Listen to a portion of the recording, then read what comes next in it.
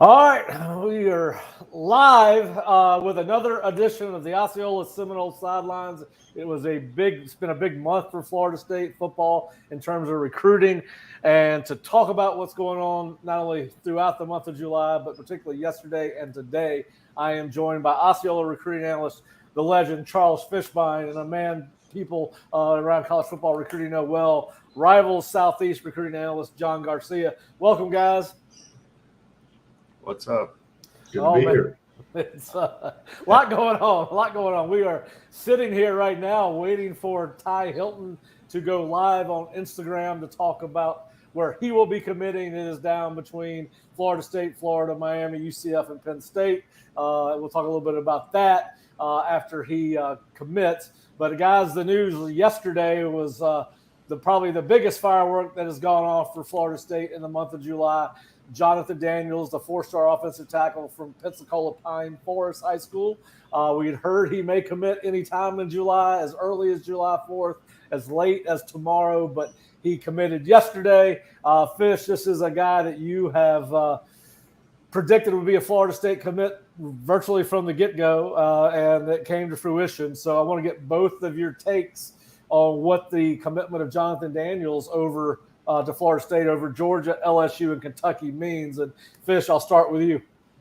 Yeah, I've told you all along. I've always felt that area for Florida State, they've kind of not recruited hard, and since Norvell's gotten over to Florida State, they put bigger emphasis on landing kids out of Pensacola and west of Tallahassee. And I think Jonathan Daniels is one of the top linemen in the state. He's a little undersized. We've talked about it. We've seen it anywhere from 6'3" to 6'5". I think he's in that 6'3.5" range. So he's not your typical tackle, but he reminds me a lot of Isaiah Wynn, who came out of Lakewood High School, played at Georgia.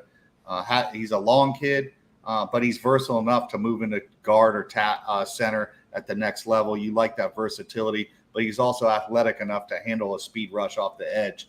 So he gives you all the components of a tackle, but the versatility is there of him playing inside as well. Yeah, and obviously, John, you and I were texting back and forth about this yesterday. When was he going to commit? We both heard different things. From a more national perspective, how big was it for Florida State to land Daniels, particularly after they thought they were in the lead for Jason Zandamela and Manasseh Atiti, and both of those kids commit to USC. And then you had Derek Plaz, who some would argue that Florida State was kind of playing out the hand with Derek, and he ends up at Miami. Just talk about how important it was for Florida State to land that commitment based on what had happened with those other three guys who were definitively on FSU's board and fairly high up their board. Yeah, we thought Daniels could maybe become the final piece to the O-line puzzle, but he ends up being the first piece for this position group. And it's a heck of a start. I mean, look, you mentioned a couple of guys that were kind of up and down with Florida State, and that happens in recruiting, and it's going to happen more in this day and age of NIL and changes of heart.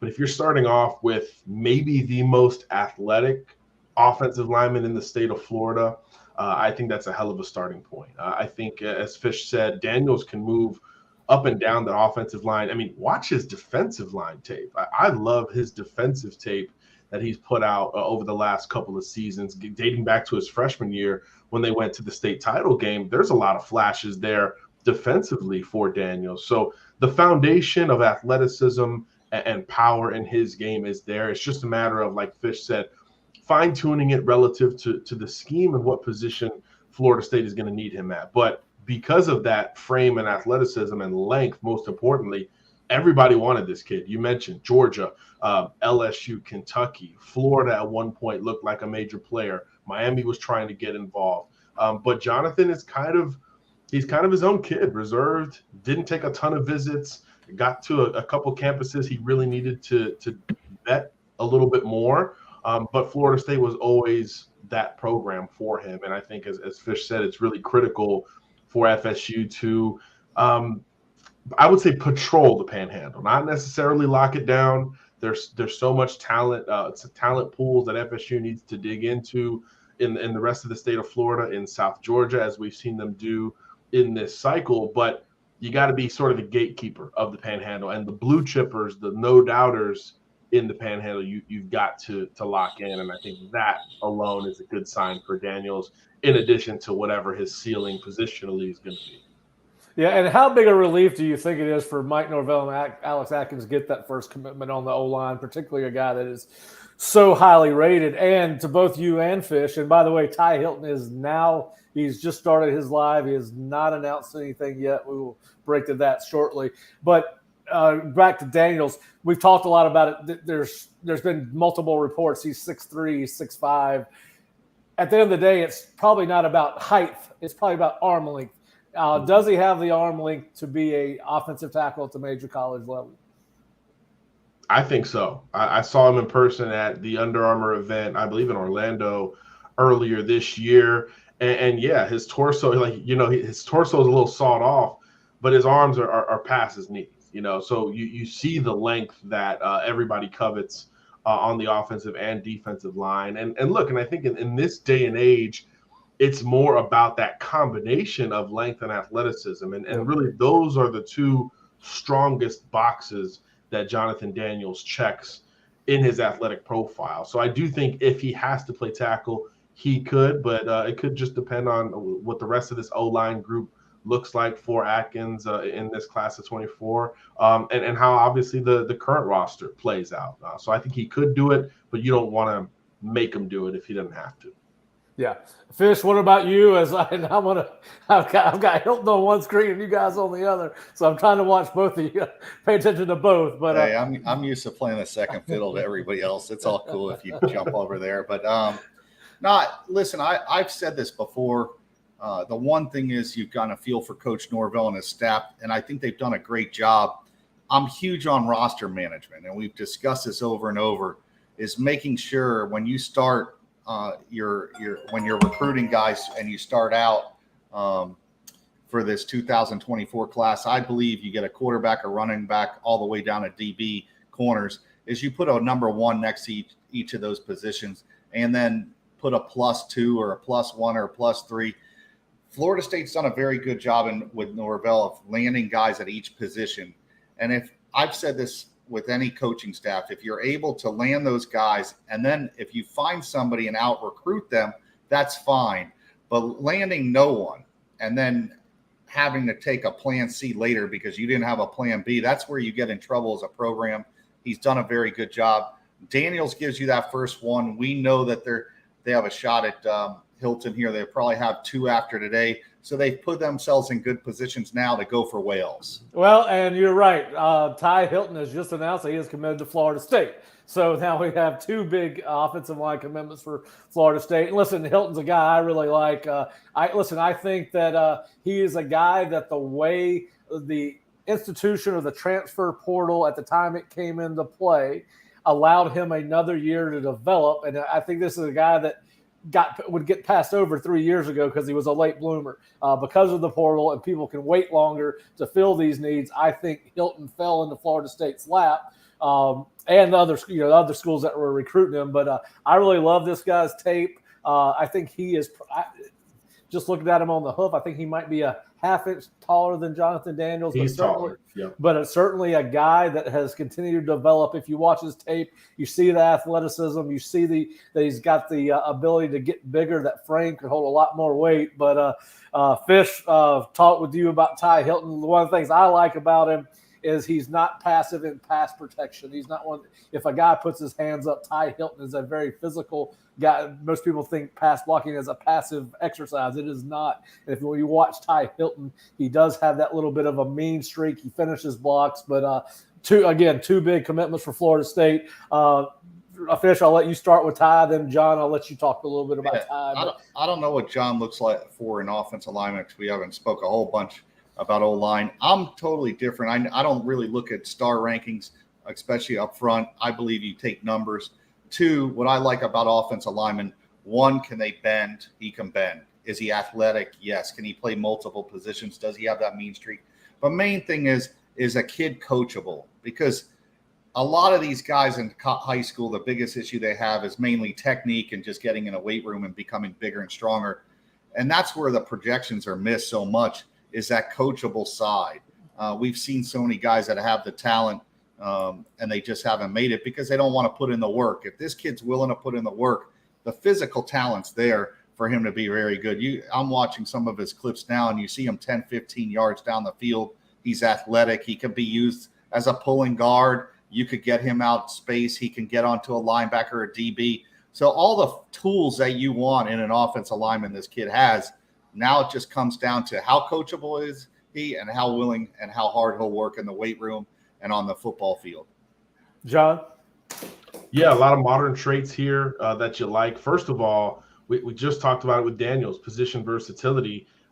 Hylton has already started at both right tackle and left tackle at a high classification there at Oviedo. So he's already got sort of that ambidextrous experience, which, as you guys know, for an offensive lineman is a really big deal. It's a really big deal moving from one side to the other. He's already proven he can do that. But yeah, I'm fascinated by his motor. I think his movement skills are really strong. He seems really efficient relative to getting towards his assignment. And I was really encouraged by his ability in space, whether he was moving laterally on a slip screen or getting to the second level.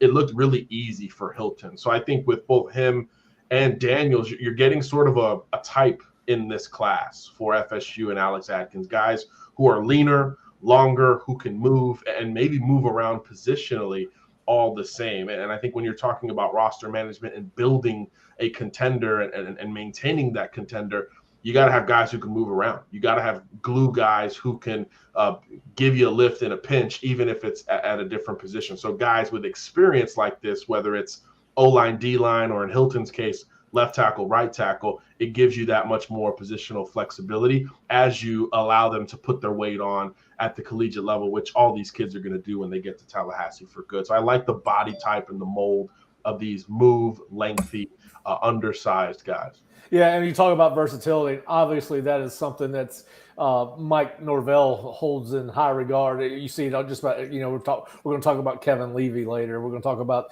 KJ Bolden. They've signed BJ Gibson, who can play on both sides of the ball. We know they've talked to Tye Hylton about playing center, so they obviously feel like he could play any one of 5 positions, because obviously your left tackle and your center, your 2 most athletic guys on your offensive line. And, so obviously they feel like he's got the athleticism and the quickness to be a guy that can, if you can play center, you're usually starting off one-handed, right, when you're blocking. So it takes a special talent to play there. So now, Fish, I'll start with you on this next question. Obviously, we are all big fans of Tye Hylton. You got 2 offensive line commitments out of high school. I think we're all in agreement that the way offensive and defensive linemen are going to be recruited has changed with the advent of the transfer portal. I think you're going to see, particularly if you're not a Georgia or Alabama, you're probably going to see a little bit more 50-50 split between high school recruits and portal guys. Fish, you're kind of more in tune with where Florida State is on a individual basis. What is the plan for Florida State going forward? Do you think they'll take another high school offensive lineman, or do you think they'll go? Well, I think, Pat, we've seen their roster. Listen, they're heavy inside. I don't think guard or center is an issue moving forward. And it's like with most schools, they need tackles. They need tackles with length and a little height. I think that this puts them in position now that they can go after some whales. I've told you before, I always like to work in recruiting with a position of strength. Norvell's done that. He did it at wide receiver. They took a lot of guys, and look who they're going after at wide receiver. They're going after the guys that everybody else wants, the Jeremiah Smiths, the Josiah Traders, the Cam Camerons. It gives them the ability now to be picky. They got 2 guys that can play. They don't need any more interior guys. Now, if there's somebody, maybe not even on the radar right now, somebody that's a big-time offensive tackle that's out there that they can call and get interest in, you never know. They have a great season. They may have to pull a tackle now that maybe they didn't have a chance at 2 or 3 months ago. So I think they put themselves in a great position to land somebody, a whale, like we like to call in this business, those guys that are the difference makers. This allows them now to be picky. They could focus on one guy, not 2 or 3, because we know this was going to be a relatively small O-line class after the last couple years. This is going to be a small O-line class. They now can be selective at where they want to go on the offensive line. Well, and you're right, Fish. Obviously we've seen what winning 10 games this past season has done for their recruiting. And John, my question to you is, from when Mike Norvell got here 3 years ago, I'm going on his fourth football season. They've really changed the the caliber of player they're recruiting. Just talk a little bit about what you've seen and the being able to go in and get on some of these high profile kids. And we're going to get in on some specific high profile kids here in a second, but just talk about the change you've seen over the last, let's say, 2 years. I mean, Fish, both you and I were at elite camp. The elite camp this year was much more talented than it was the year before. So, John, just talk a little bit about that.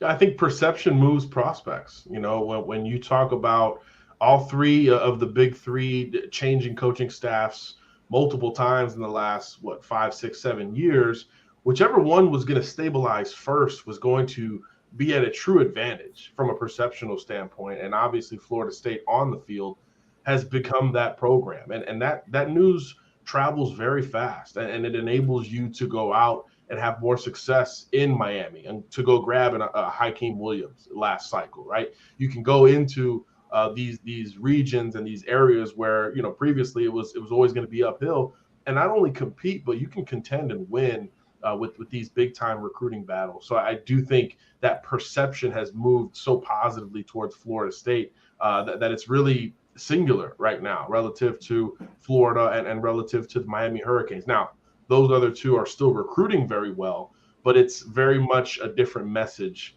relative to Florida State. In fact, James Madison told me before he committed to Missouri over Florida State, he said, I kind of want to go start something. He said FSU kind of already has everything figured out. They got their guys. They're living up to what they were selling on the trail a couple of years ago, and he didn't view that as a negative towards Florida State. He just viewed that as something that he didn't want to do. He didn't want to join the power. He wanted to go create it, if that makes sense. So I think that was really telling, for a kid from Fort Lauderdale to talk about FSU as the established program in the state and saying like they're good with or without me, basically, I thought was really telling. And all three schools were kind of fighting to get to this point of the process. And right now, Florida State clearly holds that perceptionally. And I think when we get to the fall, that's only going to be enhanced in 2023. Yeah, and there's a yin and yang to everything, right? James Madison's question probably at the end of the day was, look at that roster. How many balls are going to come my way? No doubt. Because those guys do think about that. There's no doubt about that. Well, listen, there's no doubt that this weekend is just starting. John, you mentioned in the text yesterday, I don't think you've ever seen a July like this, and I can't recall that I have either. It used to be a camp month. Now there's no camps in July. You can have one the last week if you wanted, but anyway, when you start official visits. But yeah, so it's changed. Now we know at least 3 guys are going to announce tomorrow that Florida State is involved with, and running back Micaiah Danzy from Florida High and his teammate Ashton Hampton, a safety corner, wide receiver. He's got really impressive film. And then cornerback Kevin Levy from down in South Florida, all expected to announce their commitments on Saturday at some point. We don't have times on all of them yet. Obviously, we are ready to go when they do commit, if they commit to Florida State. And I listed Danzy first on our graphic there, guys, because I think he is a lock for Florida State. He was supposed to go to official visits to both Miami and Florida in June, decided not to take those. As Fish says all the time, don't tell me what you say, show me what you do in recruiting. And I think that Danzy is a lock for Florida State. I'm going to put in my future cast later today so that I can go 2 for 2 because I put Hylton in last night. Although I don't think it should count. You can put him in 24 hours ahead of time. But anyway, somebody else does that. And I know. A lot of credit. You and I were talking about that. It ain't you, John. Don't worry. I know. Trust.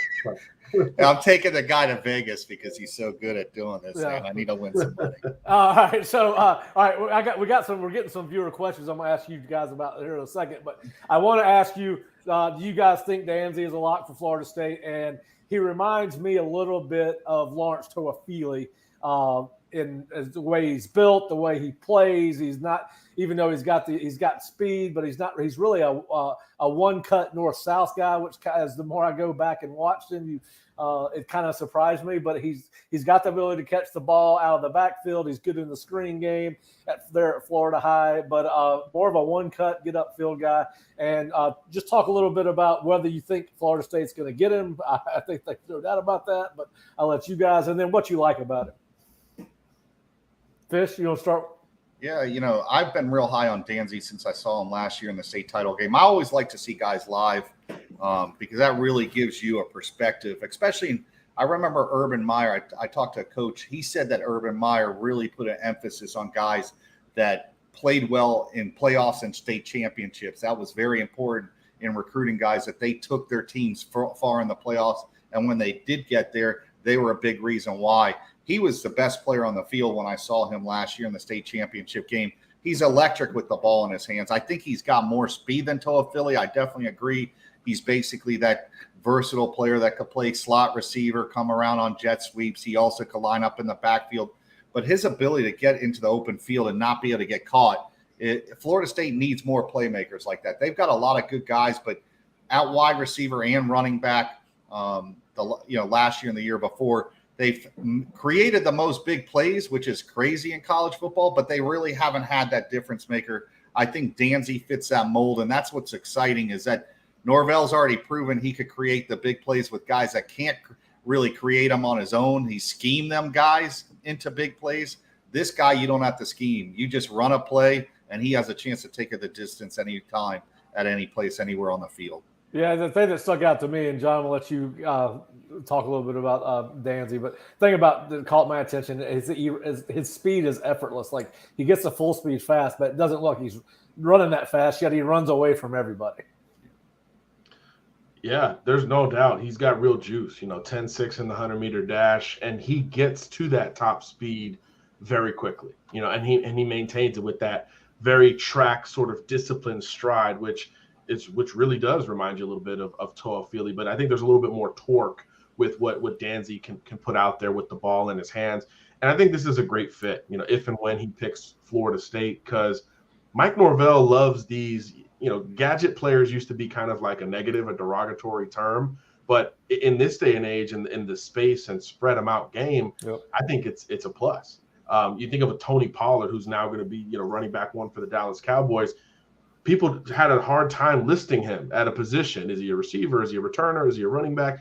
I think Danzy has a lot of those same traits, and there's no nonsense in his game when he does have the ball in his hands. A lot of these track guys, they rely on that speed, so they don't always just hit it right when they get the football, but Danzy does. So I think it tells you a lot about his mentality. That decisiveness will absolutely translate, and he's a big kid.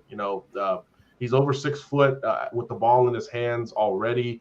Just not your typical blend gadget guy that you would bring in. So I just think that combination of production, height, and really that true speed that he can get to in a hurry is going to command some attention once he gets to Tallahassee for good, or once he stays in Tallahassee. Yeah, he is staying in Tallahassee, but one of his teammates may not be. And we're going to go straight to cornerback safety Ashton Hampton, and again another really good football player. He's a two-way guy, plays wide receiver. If you watch his highlight tape, you see more of his highlights at wide receiver. You can certainly see why they like him on defense. I like him better as a free safety prospect than I do a corner, although I think most people recruit him as a corner. But Fish, you put in your notes this morning that you feel like he's a Clemson guy all the way, and I tend to agree with you. Just do you guys expect that Ashton will end up somewhere other than Florida State, I guess is the main question here. Yeah, I thought it would be either Florida State or not. I mean, I either thought it'd be Clemson or Arkansas. I think one of the former FSU coaches is now at Arkansas, the DB Marcus coach. Woodson. Yep. Once Florida State fired his dad, I've never seen a guy get fired as a coach and then his son years later follow that program. So I always was skeptical about Florida State really being an option. Clemson does very well with these type of kids. I thought he was a good fit for their program as well as Arkansas with the relationships there. It's no surprise that he's choosing Clemson today, in my opinion. Yeah, and you got any, John? Do you have any differing thoughts on Hampton, or do you believe he's a Clemson guy all the way? Yeah, just from a relationship standpoint, he's got some real critical ties to that Clemson staff, and obviously that was at one point the advantage for Florida State beyond the geographical ties. So yeah, I think it's kind of been Clemson's game here at the 11th hour.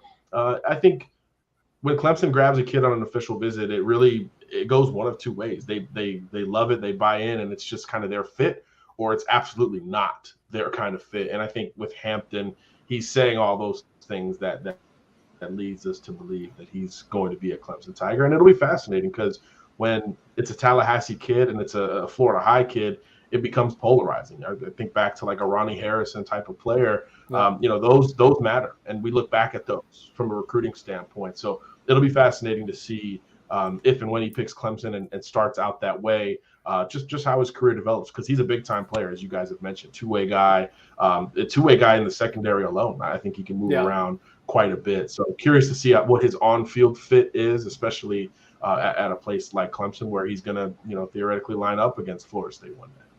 Yeah, going back to Ronnie Harrison, I still cannot believe how slow Florida State played that recruitment. And of course, once Alabama offered, it was over. But that's the way he's playing for the Cleveland Browns now. The last time I heard, so that's out of the gate. All right, so another guy that we know is going to commit tomorrow, or scheduled to commit, is cornerback wide receiver Kevin Levy. Fish, you and I have gone back, and we think this is a numbers game, right? Florida State's got a lot of potential prospects at defensive back. I think Levy is a corner all the way. I don't think he's a safety. I could be wrong about that, but I think if it was up to Kevin Levy, he would crawl to Tallahassee to play at Florida State. But what are your thoughts on there? I know Illinois is involved, among others. Yeah, I thought once Ricky Knight committed, that basically eliminated Levy. Like I said, Florida State recruits above the guys that they've landed. Like if Ricky Knight's the floor, I don't think this kid Levy's as good. So basically, they probably feel the same way, that they got a guy in Ricky Knight and he's a very good player, but they want to recruit above that with Charles Lester down the road, most likely going to choose FSU. I just think they've put themselves in position to choose who they want instead of kids choosing Florida State. Florida State's in a position of strength. We talk about this all the time, and I hate to keep emphasizing this, but they've put themselves in position to go after a Lester, to go after a Patterson, a Chaminade, that they can pick and choose who they want now with the guys that have already committed. All right, well, let's talk a little bit about who's next. And we know that there's at least 3 prospects who have announced commitment dates. Charles Lester on July 28th, and then KJ Bolden and Jalewis Solomon, both on August 5th. I think we all agree that Lester is a hard Florida State lane at this point. I think I would be shocked. Of course, in the world of college football recruiting, nothing would shock me, but I do think that would be one of the bigger surprises if he had said as early as March when he was here for spring practice in March and April that essentially at heart he was already committed to Florida State. Obviously, he really enjoyed his official visit. I do think he's a kid that is he's number one. He's got a dynamic personality in addition to being a dynamic football player. But he seems to be a kid that's really enjoyed the recruiting process, good natured about it, has fun with it. Do you guys think that he is a Florida State lock right now? I do. I mean, I think Lester, his recruitment kind of reminds me of LaMarcus Joyner. I've brought this up. Lester's been a huge FSU fan his whole life. It's hard for those type of kids. And some kids will say in passing, yeah, I liked Florida State. He really has proven. He had a visit set up to Ohio State. He didn't want to go on it. He canceled it. I think the same thing with Georgia. He's been Florida State all along. And I just don't see him picking any other school. And that's why I think you've seen like a Levy drop off. Florida State knows where these guys are kind of leaning. This puts them, once Lester pulls the trigger, I think it puts them in a position where basically they're either done or they're only going after guys just as good or better. All right. Well, let's talk about the next guy on my list, KJ Bolden, set to announce on August 5th. For the longest time, it was thought to be a battle strictly between Georgia and Ohio State. Fish, I know that you have said as recently as yesterday on the Osceola Premium message board that you feel like Florida State is really in the thick of it with KJ and has made a significant push over the last couple of months. I want to get both your takes on where Florida State stands with KJ Bolden and where he stands with the other schools that are recruiting. John, I'll let you start. Go ahead, Fish. No, all right. I mean, I think John will agree. Listen, I've said all the time we talked about this, what they do and not what they say. This kid continues to be on FSU's campus. Every time I look, they're not in his top 5, but he keeps visiting. He's going to visit again, and then he's taking an official visit later. I don't know if FSU will land him, but I do think they're in it more than he says they're in it by the schools that he said were in it. I think he put out a top 5 not that long ago, and Florida State wasn't in it. But like I said, he ends up on their campus over and over. Maybe there's a nice lady he likes at Florida State that he keeps coming back to visit, but there's something there that keeps drawing him back to Florida State. Yeah, and thanks both of you for answering William's question. I forgot to put that up there while we were talking. All right, so the other guy that he wanted to talk about Bolden, so I mean, yeah, go ahead. John will probably know more about him than I would since he covers that area. Well, look, we ranked the contenders for KJ about a month out from his decision. So early July, he's committing August 5th. And look, Georgia, Ohio State was 1-2. I think that's been clear for some time. But really the fun begins after that point.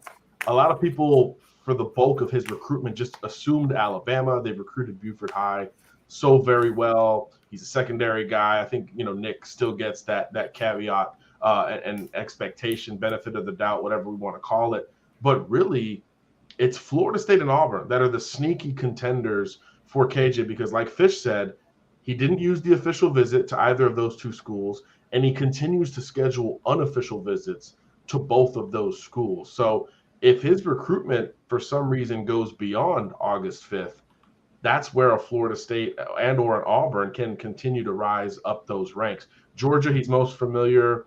We know about what's happened there and how tough it is to go in there and grab an elite defensive recruit. So a lot of people, including myself, just assume that there's just this doubling down on keeping KJ Bolden in state. And he's got family ties to Ohio State. So those are very easy to put together and put out there.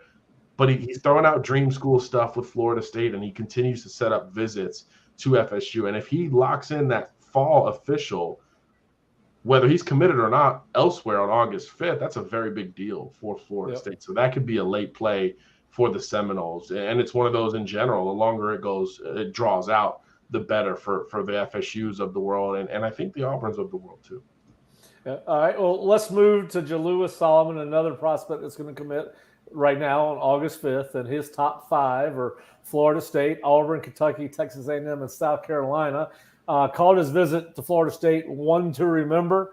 Fish, I'll start with you. What are your thoughts on Jalewis? Just watch his film. He's a really good player. Yeah, I mean, his film just is unbelievable. I always look at it. Listen, if he does what Kermit Whitfield does and returns a kick in a national championship game, he's earned his scholarship. I think he's that type of kid that he'll make at least one special play that helps your program win a football game at a very high level. I love the kid. I don't know enough about his recruitment as far as where he's looking. I've heard Oklahoma's like one of his top schools. It seems like Florida State kind of got in this one a little late. I'm not going to count them out. I don't think he's going to end up at FSU. That's just my opinion. I think John could probably side on this kid since he covers Georgia and stuff. Yeah, and he's a kid that can play, again, and I'll let John talk about it, but he's another versatile kid, right, John? He can play both sides of the ball. Yeah, another two-way guy, but really electric with the ball in his hands, and you understand why his recruitment has, I think, late in the summer, has still bubbled up. We usually see it plateau, but Solomon's a guy that a lot of schools are cycling back on. As you mentioned, Oklahoma, South Carolina, I think is really interesting here. They recruit South Georgia really well, and they've been able to court big-time prospects at the receiver position. And I think He's going to visit there at the end of July. So I think USC is kind of the sneaky program to keep an eye on here. Auburn's doing a good job trying to keep him in the mix, as is Florida State. So I kind of look to those three at this point. But I was talking to Jalewis a little bit last week, and I don't think he's decided. I don't think he's done with the process privately, which always leaves more room for some fluidity. So that one will be fun and a little bit more wide open than we usually get this time of year. So yeah, and I think Florida State's talked to him about playing both sides of the ball too. I don't think they've got LaWayne McCoy and BJ Gibson, who could both play wide receiver, RDB, and I believe Jalewis fits that mold too. So it's going to be fascinating to see what side of the ball he ends up if he were to end up at Florida State. And as we've seen with as recently as Brian Courtney,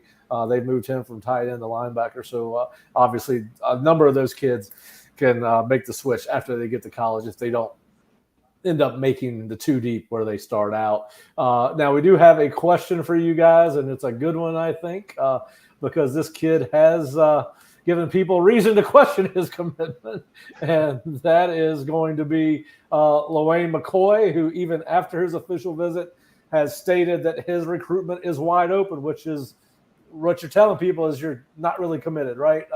We heard another kid talk about the fact that he was, it might have been LaWayne, I can't remember. Oh, it was TJ Abrams who said, well, I'm 70% committed to Florida State after his visit to Miami or wherever the hell he had been. But anyway, what is y'all's read on where LaWayne McCoy is? And is that a reason why you keep on recruiting Kevin Levy, even if he commits to somebody else tomorrow afternoon? Well, I'll jump in real quick. Listen, I'm going to stick by what I say. Watch what they do, not what they say. This kid hasn't been on FSU's campus since he committed to Florida State. And except for his official visit. Yeah, but he keeps showing up at Miami, and he's supposed to be at their barbecue or whatever they have at the end of this week. That's always a concern of mine, is when a player visits one school over and over and over, and he's committed to another school and doesn't keep showing up there. And I know Tallahassee's far for a lot of these South Florida kids, so it is a little more convenient, but there are concerns with most people thought he was going to commit to Miami originally. When he committed, it was kind of a surprise to Florida State. While Florida State's had some success at Central, most of those kids usually when Miami wants them, they get them. So it'll be interesting this weekend or the weekend after when Miami has their barbecue or their next last week of July. Yeah, when the kids come and visit, if he doesn't pull the trigger for Miami, then I think the recruitment settles back down, and you feel like Florida State has a chance to hold on to him. Mm-hmm. John? Yeah, LaWayne is talking about taking multiple visits in the fall. As Fish said, he's not a well-traveled kid. Prior to June, he hadn't been to Miami since he committed to Florida State, I believe back in April. So he hadn't been to many campuses just in general. But I do think right now Miami's got considerable momentum, took those two trips really back-to-back in the month of June. One was a 7-on-7 and one was more voluntary, kind of a classic unofficial visit. And there's no doubt that Miami has responded to that surprising Florida State commitment with a lot of pressure. And a lot of his close friends are starting to come off the board for the Hurricanes. He's one of those kids that was a part of the Miami Gardens Ravens Little League team with Josiah Trader, with Ryan Mack, with OJ Frederick, a bunch of guys who have committed to Miami in this class. So there is a sense that those guys are trying to get the band back together, if that makes sense. And I think he tweeted out last night after Trader committed to Miami, McCoy tweeted out a picture of the Miami Gardens Ravens days. So there's a lot of red flags towards Florida State with McCoy, but he's just so darn good that you got to stay on him. You just got to continue to try to reel him in. But he's talking about multiple schools, not just Miami. So I do think that is an extra layer of optimism for the Florida State angle here, if he continues to consider several schools and not just go so heavy with the true contender, which we all believe to be Miami at this point. Yep. All right. Well, another kid that kind of doing the same thing, but he's not committed to Florida State or anybody in Florida. He's committed to Ohio State, and there's a lot of back and forth about exactly where Jeremiah Smith is going to end up, another wide receiver prospect from South Florida. I have seen where he's potentially going to be back on Florida State's campus at the end of this month, which if he does, it'll get me out of the ACC Media Day trip because I'll be on campus for that. But what are you guys, listen, I know Miami's still actively recruiting Jeremiah, as about everybody, but Fish, I know he's a part of that 7-on-7 team that you and I have talked about from time to time, where guys, Ohio State wants him, they usually get him type of thing. Where are your thoughts on from both of you on Jeremiah Smith and what's going on with his recruitment? Yeah, you saw it last year with Brandon Ennis. Miami tried to get in on him, but like I've said before, when Miami or Ohio State wants a kid off that team, there's ties to that 7-on-7 team and Ohio State that go back a long time, even back to the Florida days with Meyer being at both programs. I just don't see it. I know he's going to visit Florida State. I just feel that Hartline right now is, considered the top recruiter as far as wide receiver coaches. He hasn't really lost a kid he's really wanted. I know Florida State just took a kid from Maryland, but at the end of the day, they already have 2 5-star guys committed, with Jeremiah Smith being one of them. I don't see this thing.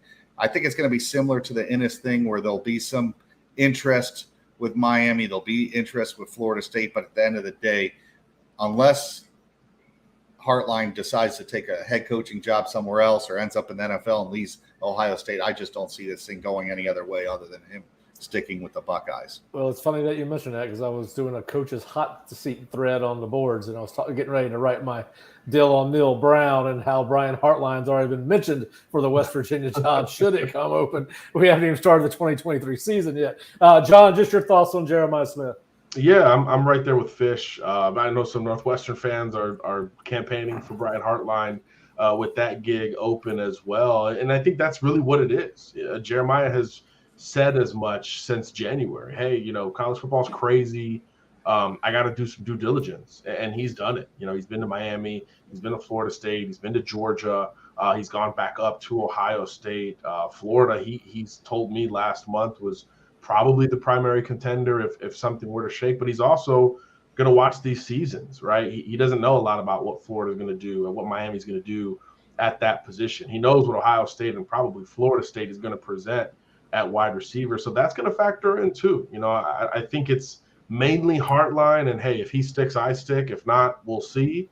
But I do think the secondary layer there is what these offenses look like this fall. So if Florida State again continues to kind of be the alpha in the state of Florida, especially from an explosive and offensive standpoint, that's going to matter to the Jeremiah Smiths of the world if something were to shake late in this cycle. But yeah, if everything is status quo at Ohio State, they get back on track, I do believe he ends up there. Yeah, it's funny that we say back on track. They're in the college football play. Yeah. It is back on track versus Michigan and Ryan Day.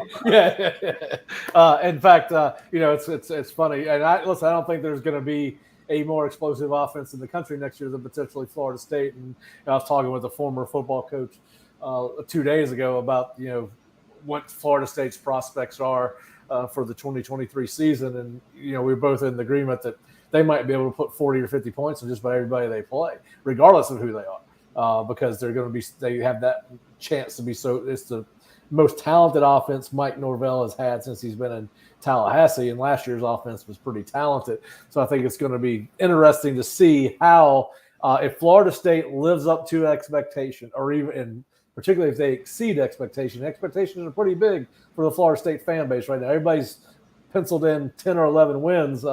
And, of course, there will be a surprise on that schedule. I'm sure we see it every year that somebody exceeds their own expectations and the media's expectations. But, yeah, certainly I don't know if there will be a more dynamic offense in the ACC or in the Southeast than Florida State, who has a proven quarterback and a ton of skill talent around him. All right, guys, as we get ready to wrap up, my last recruiting question for both of you, and it's going to be open-ended. Is there any names that we have not talked about that you are keeping a particular close tab on as it pertains to Florida State recruiting? John? I'll stay in the secondary. I think the play of the politics and how you order your board and execute are going to be fascinating, because there's a couple of in-state DBs that are still on the board for Florida State that are really impressive. Xavier Lucas is a guy who's bumped to 4 stars most recently, long corner out of South Florida. What about Zaquan Patterson? His timeline looks like it's going to be slower rather than faster. So how does FSU make a play there? Kai Bates, same situation in that regard. So there's still a lot of DBs on the board for Florida State. I'm curious to see what maybe the Levy commitment will be the most telling beyond Lester. How they approach that, I think, will be fascinating. I think you could be comfortable grabbing those two and starting to shut it down. But if you don't grab both of them, how open is that door for some of these other in-state DBs that are ranked just as highly or close to some of the bigger names? Yeah, I really like Kai Bates. I love watching that kid's film. He's got the most. And maybe I've watched too many people backpedal, but the way he can backpedal, the quickness of his feet, and his ability to turn and run are pretty special. Fish, your thoughts on some names we need to watch? I definitely. I'm gonna just follow up with what John said. It's a deep, kind of solid year for DBs, and Florida State's put themselves in position once again, to land these guys. And once Lester commits, it just really opens up the opportunity to just cherry pick who they really want. We talked, even Jabari Howard, who was committed to Michigan State, Florida State. I know Coach Randy Shannon likes him. He likes bigger, longer, athletic corners. I think Howard's more of a safety at the next level, but he has the ability to play corners, a scheme that you got to protect him a little bit because he's not a guy that's going to chase guys in motion, double moves, guys that have some quickness will give him problems. I've seen that at camps, that he's not as fluid as some of the other guys, but they have so many choices right now. I think Levy's far down their board more than people think. I think that's why you see the kid committing to Louisville. If they really wanted him, he would be in their class. I think Ricky Knight took his spot. Once Knight committed, that was it.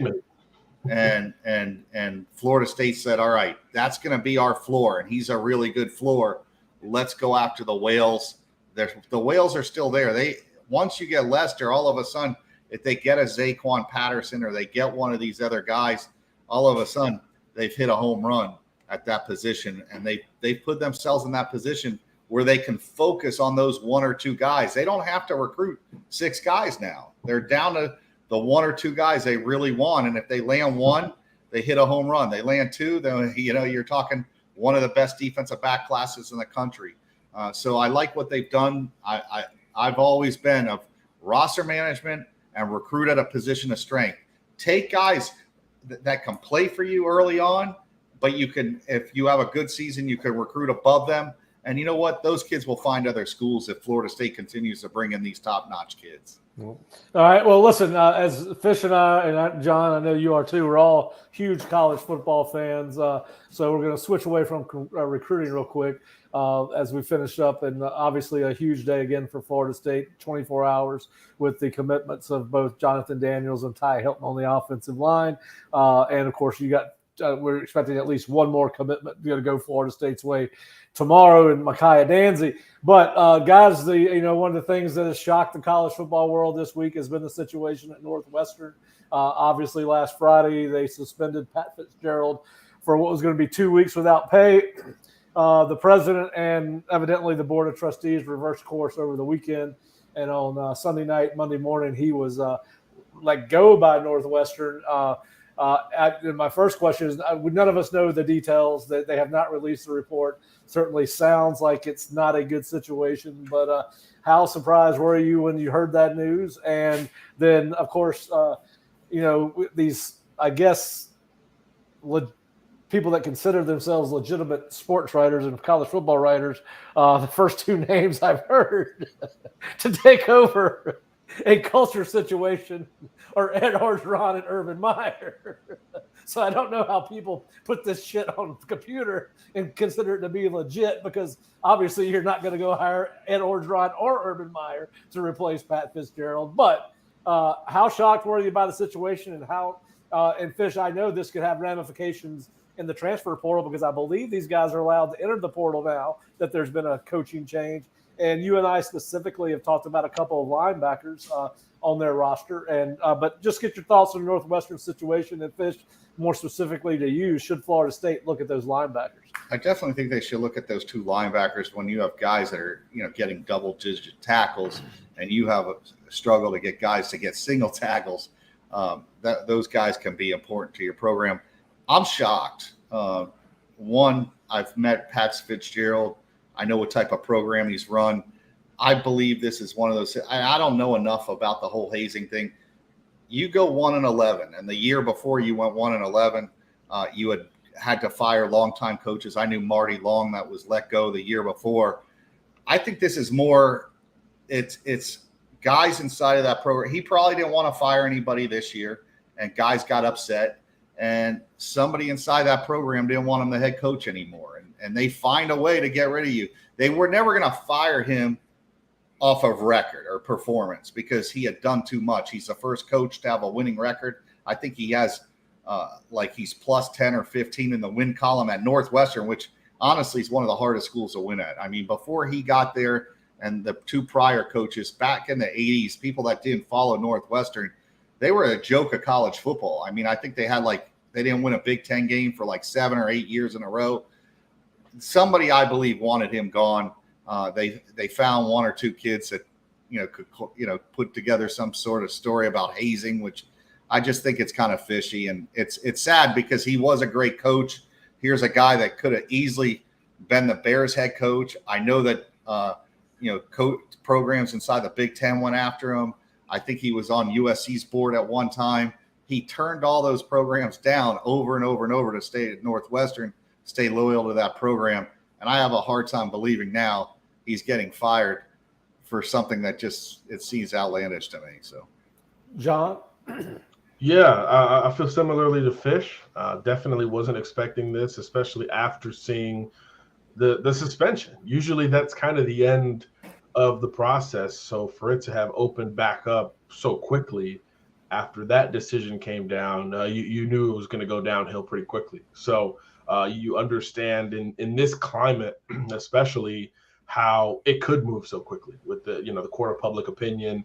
Unfortunately for many, social media, all of that is going to go in one direction.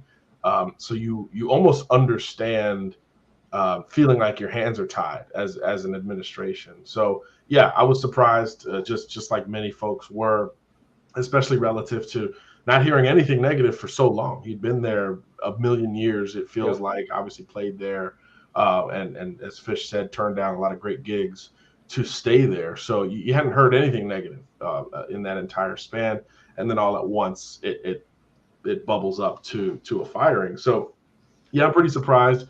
But look, yeah, that's this day and age of college football. Everything has to be more buttoned up than it ever has been. And now it's wide open. Who takes that gig? How do you even try to right that ship? Regardless of that perception, how do you right that ship? As Fish said, it's a ridiculously hard gig academically. You're in the middle of the Big Ten in Chicago, where everybody in that conference recruits. So it's not easy, certainly. So that'll be fascinating. But yeah, those players now, they've got a 30-day window to jump in the portal. So I believe many of them will, because I guarantee you, a couple kids I know who've gone to Northwestern over the last few years, they went because of Pat. Right.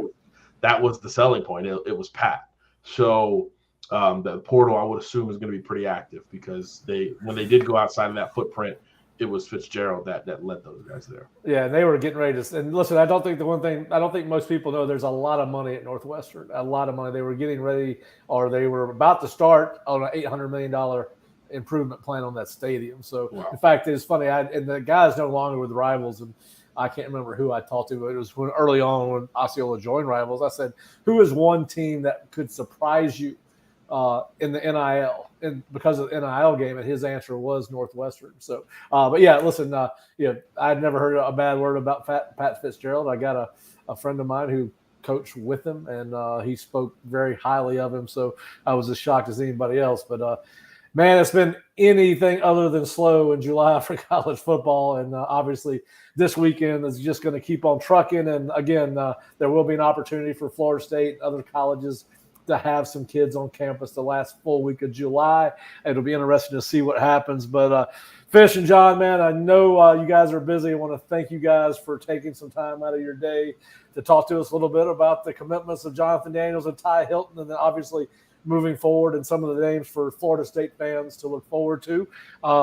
Look look out for over the coming weeks and months is December 15th or whatever the early national signing date is. We'll be here before we know it, because this I don't think there's ever been a quicker offseason that I can remember in college football. There's been absolutely no dead time. Recruiting is always been considered a 365-day-a-year job, but it certainly seems to be more so than ever. But guys, I hope you guys have a great weekend. We'll be back with Seminole Sidelines on Monday, probably to talk about the commitment of Micaiah Danzy to Florida State. But I hope everyone that was listening and watching has a great weekend. If you're not an Osceola subscriber and just listen to our Seminole Sidelines podcast or videocast, please go to theosceola.com or floridastate.rivals.com. Check us out. Fish has got all kind of information up on the premium message board, which you do have to be a subscriber to.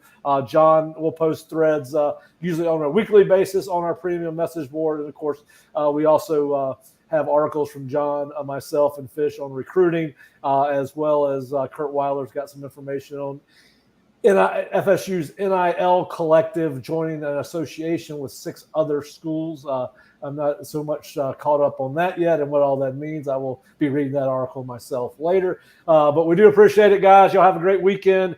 And if you're going to join us on Monday, we'll be back at 12:30 on Monday. We went at 12 noon today because we wanted to be live after Tye Hylton announced his commitment to Florida State, and a big weekend for the Seminoles. Start of a big weekend for the Seminoles, and really a big month for Florida State, who has now moved up to the 13th ranked recruiting class for 2024 based off Rivals.com's ranking. So, guys, have a great weekend. And for Florida State fans and Osceola subscribers, we will see you on Monday at 12:30. Thanks for joining us. Cheers. Thanks.